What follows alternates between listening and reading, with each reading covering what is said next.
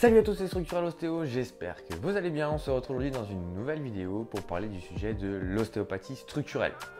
Super facile. L'ostéopathie structurelle, c'est quand ça craque. Faux!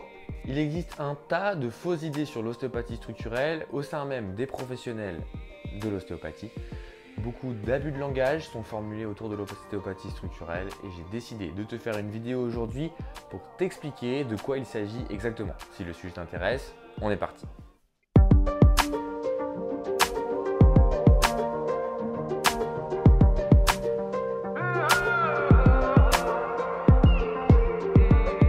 La mise en place des principes fondamentaux de l'ostéopathie par Andrew Taylor Still au 19e siècle, l'ostéopathie a évolué de plein de façons différentes. Certains courants sont apparus, on retrouve l'ostéopathie fonctionnelle, l'ostéopathie structurelle, l'ostéopathie énergétique, l'ostéopathie fluidique. Toutes ces ostéopathies ont des modélisations de la lésion qui leur est propre. Avec les années, certains abus de langage sont arrivés et on a commencé à dire dans les écoles que l'ostéopathie structurelle était l'utilisation de techniques qui craquent, donc de techniques en trust, de techniques en HVLA, et que l'ostéopathie fonctionnelle était plutôt la technique crânienne, les techniques viscérales, les techniques de fascia. Eh bien moi je vais te dire que je suis ostéopathe structurel et qu'en ostéopathie structurelle, je fais du viscéral, je fais du crânien et je fais des techniques sur les fascias.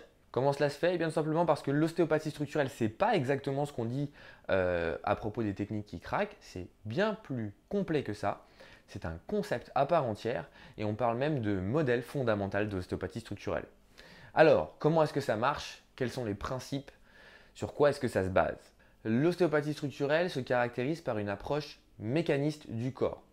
Elle explique cela par un remaniement constant des tissus, des organes, etc. en fonction des besoins du corps et afin de s'adapter aux besoins nutritifs de manière la plus optimale possible. Cette caractéristique est donnée par l'architecture du tissu conjonctif qui constitue une grande partie des tissus de ton corps.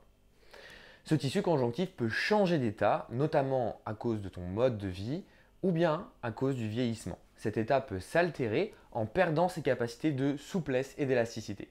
Lorsque cette altération est réversible, l'ostéopathie structurelle va utiliser des manipulations spécifiques et appropriées qui ont pour but de redonner les capacités de souplesse et d'élasticité du tissu pour qu'il retrouve ses capacités dynamiques normales. Pour restaurer les capacités tissulaires, les manipulations en ostéopathie structurelle sont le plus souvent possible directes, c'est-à-dire qu'elles s'intéressent directement au tissu en lésion, et lorsqu'on n'a pas le choix, elles peuvent être indirectes et utiliser des bras de levier à distance.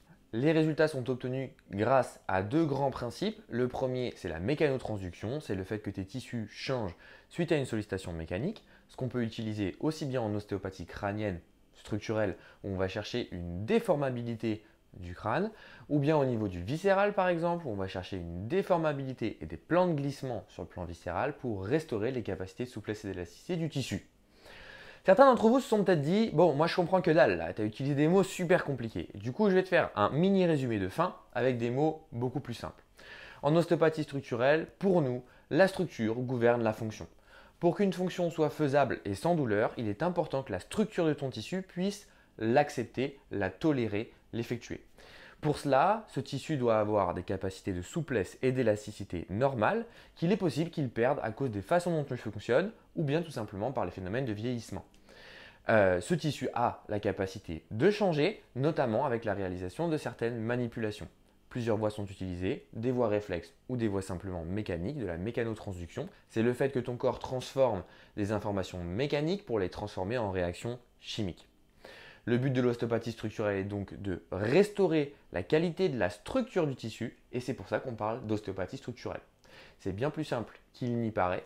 Malgré tout, c'est un concept à part entière et j'entends bien souvent dire l'ostéopathie structurelle, c'est quand ça craque. C'est totalement faux puisqu'on est capable de faire du viscéral, du crânien, du travail tissulaire sur la partie cutanée ou bien sur les parties musculaires. La lésion peut se trouver n'importe où. J'espère que cette vidéo t'a plu. Si jamais tu as des questions comme d'habitude, je t'attends en commentaire, je me ferai un plaisir d'y répondre. En attendant, je te souhaite une excellente fin de journée et te dis à très bientôt pour de nouveaux sujets. Bisous ostéo!